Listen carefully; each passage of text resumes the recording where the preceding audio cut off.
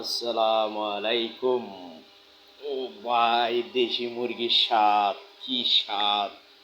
ও ভাই, খাবে না তোমরা? ভাই ভাই, বাদ না খাইলেও ভিডিও যদি চাও ভাই, বেশি বেশি শেয়ার, বেশি বেশি লাইক করিবে।